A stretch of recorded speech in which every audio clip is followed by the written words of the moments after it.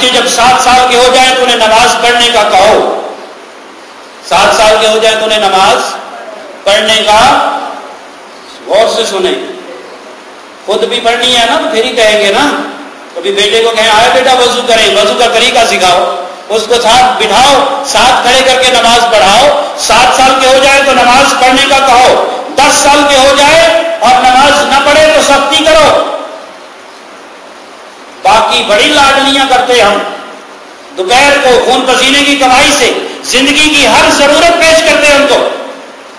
ایک چیز منہ سے نکالیں باپ پریشان ہو جاتا ہے کہ میرا بچہ کہیں انفیریورٹی کمپلیکس کا شکار نہ ہو جائے، اس کو کہیں اس کے پاس یہ چیز نہ ہو، ساتھی کے پاس یہ چیز ہو، کہیں احساس کمتری میں نہ پڑ جائے، وہ اس کو دینے کی کوشش کرتا ہے. لیکن یہ پہلو جو تربیتی پہلو اس کو اگنور کر دیا. حضور نے فرمایا 10 سال کے ہو جائیں تو ان کے پاس سختی کرو، اور اسی عمر میں ان کے بستر بھی الگ کر دو. ان کے بستر بھی، بولے ان کے بستر بھی الگ کر دو. بھائی بہن کے ساتھ نہیں سو سکتا، بھائی بہن کے ساتھ نہیں سو سکتا. اس عمر میں پہنچنے کے بعد بھائی جو ہے وہ بھائی کے ساتھ نہیں سو سکتا. اس عمر میں پہنچنے کے بعد شیطان ہر وقت ساتھ ہوتا ہے، وہ اس کو کوئی نہ کوئی پٹی پڑھا دے گا، اس کے اندر کوئی غلط بات پیدا کر دے گا. اس لیے فرمایا بچوں کے بستر بھی الگ کر دو، لیکن یہ نہیں کہ ان کے کمرے بھی الگ کر دو. نظر رکھنا ضروری ہے. بچوں کو اجازت نہیں ہونی چاہیے کہ رات کو سوتے ہوئے اندر سے کنڈی لگا لے. شرم بات بتا رہا ہوں، رات کو دروازے بند کر کے نہیں سونا چاہیے. بچوں کو ان کے دروازے کھلے ہونے چاہیے. ماں باپ جب چاہیں ان کے کمرے کی وزٹ کر سکتے ہیں، ان کے کمرے میں آ سکتے ہیں. ہاں، اولاد اپنے ماں باپ کے کمروں میں ناک کیے بغیر نہ جائے، دروازہ کھٹکھٹائے بغیر نہ جائے، اجازت لیے بغیر نہ جائے، کیونکہ وہ اپنے کمرے میں ہیں، اپنے گھر میں ہیں، اور ایسی حالت میں ماں بیٹھی ہوگی کہ اس کے سر سے دوپٹہ اترا ہوگا، ایزی بیٹھی ہوگی. باپ کو شرم، ماں بیٹے کو شرم آئے گی. اس لیے ان چیزوں کا گھروں کے اندر خیال رکھنا بڑا ضروری ہے. یہ تربیت کا حصہ ہے. اور پھر میں یہ عرض کروں گا، کاش آج ہم اس فرمان خدا اور فرمان رسول صلی اللہ علیہ وسلم پر عمل کرتے اور اپنے بچوں کی تربیت کرتے، اپنی بچیوں کو بے راہ روی سے بچاتے، اپنے بچوں کو بے راہ روی سے بچاتے. ہمیں فکر ہوتی کہ ہمارے چمن کو، ہمارے گھر کو جو آگ لگ گئی ہے، اس کو کیسے ختم کیا جائے. جن درسگاہوں میں ہم اپنے بچوں کو بھیجتے ہیں، اپنی بچیوں کو بھیجتے ہیں، ہزاروں روپے کی فیسیں دیتے ہیں، بڑے فخر سے کہتے ہیں ہمارا بچہ انگلش میڈیم میں پڑھتا ہے. کبھی یہ بھی کتنے، یہ میرے سامنے آپ بیٹھے ہیں، انگلش میڈیم والوں نے کبھی بچوں کے سلیبس پر بھی نظر ڈالی ہے کہ جو کتابیں پڑھا رہی ہیں ان میں کیا ہے؟ ان کو چھوڑیں. آج جا کر اگر آپ کا کوئی بچہ فرسٹ ایئر یا سیکنڈ ایئر میں پڑھتا ہے یا کالج میں پڑھتا ہے، یا اردو کی کتاب کی غزلیات کو پڑھ کے دیکھ لینا کہ ان میں جو غزلیات کا سلیبس ہے اس سے کون سی اردو پڑھائی جا رہی ہے، کون سی زبان پڑھائی جا رہی ہے. اس میں کتنی بے حیائی کی باتیں ہیں، کتنی بے غیرتی کی باتیں ہیں کہ استاد اپنی بیٹی کے سامنے، بچیوں کے سامنے ان کی تشریح نہیں کر سکتا. خدا کی قسم، جیسی اس میں باتیں لکھی ہوتی ہیں، عشق و محبت کی داستانیں، لیلا مجنو کی داستانیں، اور دل دے دینا، میرا محبوب کے پاس دل رہ گیا، اس طرح کی باتیں ان اشعار میں ہوتی ہیں. وہ بچیاں بھی پڑھتی ہیں اور بچے بھی پڑھتے ہیں. وہاں سے وہ عاشق و محبوب بن کر نکلتے ہیں. یہ ہماری تعلیم ہے. جو سرکاری لیول پر سلیبس ہے، انہیں پتہ ہی نہیں ہے، ایئر کنڈیشن کمروں میں بیٹھ کر یہ کتابیں لکھوانے والے، انہیں پتہ ہی نہیں ہے کہ تربیت اور تہذیب گنبد خضرا کے مکی سے آتی ہے. انہیں پتہ ہی نہیں ہے کہ کون سا سلیبس پڑھانا ہے اور کون سی چیز نہیں پڑھانی، کس لیول پر کیا پڑھانا ہے اور کس لیول پر کیا پڑھانا ہے. یہ تمیز ہی نہیں ہے. جو چیز 7ویں کلاس میں پڑھائی جا رہی ہے وہی چیز 12ویں کلاس میں پڑھائی جا رہی ہے. ایسی چیزیں میں پوائنٹ آؤٹ کر سکتا ہوں، اور اس بچے کو اس کی کوئی خبر نہیں ہے. اور ہمارے اندر ایک زہر گھولا جا رہا ہے، اور ان کے اپنے بچے کہاں پڑھتے ہیں. یہ فرق ہے، یہ تمیز ہے، یاد رکھیں. یہ ڈسکریمنیشن ہے کہ ان کے بچے وہاں پڑھتے ہیں جو اخلاقیات سے باغی ہیں.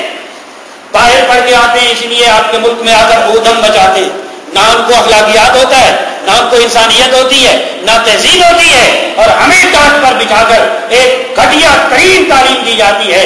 ہماری سوچ ہی نہیں ڈیولپ ہو سکتی. جو بچہ ٹاٹ پر بیٹھ کر کام کرتا ہے وہ ایک ہی سن میں پڑھنے والے کے ساتھ مقابلہ بولے، وہ تو اس کے سامنے کھڑا نہیں ہو سکتا، اس کی ٹانگیں کانپتی ہیں جناب جب وہ دیکھتا ہے ایجوکیشن میں پڑھا ہوا 21,000 روپیہ فیس دینے والا اور مجھے مفت تعلیم دی گئی، مجھے بھکاری بنایا گیا۔ مجھے کیا بنایا گیا؟ بولے، بھکاری بنا دیا گیا ہے۔ تو یہ تربیت نہیں۔ میں عرض کر رہا تھا جن درسگاہوں میں، جن کالجز میں، جن یونیورسٹیز میں ہم تعلیم کے لیے، تربیت کے لیے بچوں کو بھیجتے ہیں، وہاں تربیت نام کی کوئی چیز نہیں ہے۔ جس اسکول اور کالج میں ویلنٹائن ڈے منایا جاتا ہے وہاں کون سی تربیت ہوگی؟ جہاں ڈانس اور گانا سکھایا جاتا ہے وہاں کون سی تربیت ہوگی؟ جہاں قرآن و حدیث کی تعلیم کا داخل ہونا ہی ممنوع ہے۔ میں ایسے بھی اداروں کو جانتا ہوں لاہور کے اندر جہاں بڑے فخر سے اپنے بچوں کو بھیجتے ہیں، وہاں اسلامیات پڑھایا ہی نہیں جاتا۔ اسلامیات بچوں کو پتہ ہی نہیں ہے، بچوں کو پتہ ہی نہیں ہے کہ اسلامیات بھی کوئی چیز ہوتی ہے۔ ہیں وہ ہمارے پاکستانی بھائی، ہیں وہ ہمارے مسلمان بھائی، تو خدا را اس طرف بھی توجہ دے۔ اور پھر وہاں لادینیت کی تعلیم دی جاتی ہے، اخلاقیات وہاں نہیں ہوتے، اخلاقیات سے عاری ہوتے ہیں۔ ہم نے بھی پڑھا ہے الحمدللہ، لیکن بڑے فخر سے آپ کے سامنے اللہ کی رحمت اور حضور صلی اللہ علیہ وسلم کی رحمت کے صدقے سے آپ کے سامنے کھڑے ہیں۔ ہم نے انگلش کیا ہے، انگلش پڑھی ہے، اچھی آتی ہے، پڑھا بھی رہے ہیں اللہ کے فضل سے، لیکن جب دوست ملتے ہیں، جب پروفیسر حضرات ملتے ہیں، جب یہ فکرہ میرے بارے میں کہتے ہیں کہ اعظم ایم اے انگلش نے تیرا کچھ نہیں بگاڑا، خدا کی قسم سر فخر سے بلند ہو جاتا ہے۔ میں کہتا ہوں جب میں ممتا گنبد خضرا کے مکی کا ہوں تو انگریزی میرا کیا بگاڑ سکتی ہے؟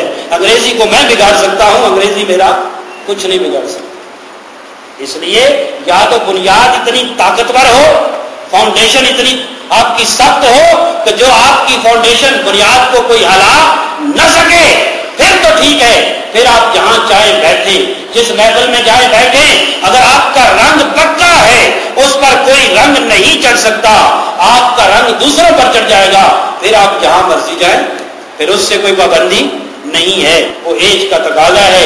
تو میں یہ عرض کر رہا ہوں کہ ہمارے والدین ان چیزوں کو دیکھیں کہ ہمارے بچے کہاں جاتے ہیں، ان کی دوستیاں کیا ہیں۔ آج بالکل ایک مکمل طور پر ایک اصلاحی اور تربیتی میں نے بات کی ہے، کوئی کسی کی مخالفت نہیں کی، سن رہے ہیں نا آپ؟ کسی کو میں نے کچھ نہیں کہا، صرف اپنی اصلاح کے لیے یہ میں بات کر رہا ہوں کہ ہمیں ان اداروں پر نظر رکھنی چاہیے۔ وہ وقت چلا گیا جب ہمارے سامنے کوئی غلط کام ہوتا تھا تو ہمیں تکلیف ہوتی تھی، اب ہوتی ہے؟ اب ہوتی ہے؟ کوئی غلط غیر شرعی کام ہو رہا ہو ہمیں تکلیف ہوتی ہے؟ نہیں، ہم آنکھیں بند کر کے نکل جاتے ہیں۔ معاشرہ بدل چکا ہے، دنیا بدل چکی ہے، زمانہ بدل چکا ہے، اس لیے آنکھیں کھول کے رکھیں کہ کہیں ایسا نہ ہو کہ یہ دین کی تربیت، یہ جو ماڈرن ایجوکیشن ہمیں دی جا رہی ہے، جس کے بارے میں غالباً الطاف حسین حالی یا مولانا ظفر علی خان ان دو میں سے کسی نے کہا تھا، بہت بڑے ہمارے اچھے لوگ ہیں، بڑا اچھا لکھا انہوں نے، ان کی نظمیں، ان کی شاعری کو شامل کریں سلیبس میں، لیکن وہ جو ہوئی ہے میں ان کا نام نہیں لینا چاہتا، جن لوگوں نے جو لکھا وہ کیا اس کا کوئی فائدہ نہیں ہے۔ تو ان لوگوں میں سے کسی ایک نے کہا اندھیرا چھا جائے گا جہاں میں، اندھیرا چھا جائے گا جہاں میں، گر یہی روشنیاں ہوں گی، صفائیاں ہو رہی ہیں جتنی، غالباً پہلا شعر یہ ہے، مصرع یہ ہے، صفائیاں ہو رہی ہیں جتنی دل اتنے ہی ہو رہے ہیں میلے۔ باہر سے لشپش ہے نا، باہر سے لشپش ہو رہی ہے، تو صفائیاں ہو رہی ہیں جتنی دل اتنے ہی ہو رہے ہیں میلے، اندھیرا چھا جائے گا جہاں میں گر یہی روشنیاں ہوں گی۔ یہی اگر چراغ جلتے رہے تو پھر اندھیرا چھا جائے گا۔ آخری بات، ابھی اس کا آخری حصہ آیت کا رہ گیا ہے، انشاءاللہ اگلے جمعے میں اس پہ بات کریں گے۔ آپ حضرات سے اور میری مائیں بہنیں اور بیٹیاں جو آتی ہیں جمعے کے لیے، عرض یہ ہے، ایک بات تو یہ ہے کہ خواتین پر نماز جمعہ پڑھنا فرض نہیں ہے۔ ان کا یہاں بلانے کا، لانے کا مقصد یہ تھا کہ وہ یہ گفتگو سنیں اور اپنے بچوں کی تربیت کریں، اپنی بھی تربیت کریں، اپنے بچوں کی تربیت بھی کریں۔ اور آپ کے لیے بھی گزارش یہ ہے کہ نماز کے 2 فرض پڑھ لینا کافی نہیں ہے۔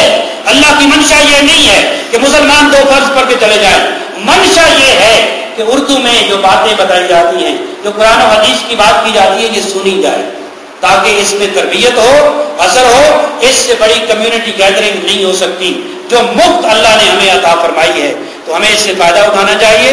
کہنے کا مطلب یہ کہ وقت پہ آنا چاہیے، شروع میں آنا چاہیے، پوری گفتگو سنیں۔ اللہ رب العزت ہمیں تربیت کی توفیق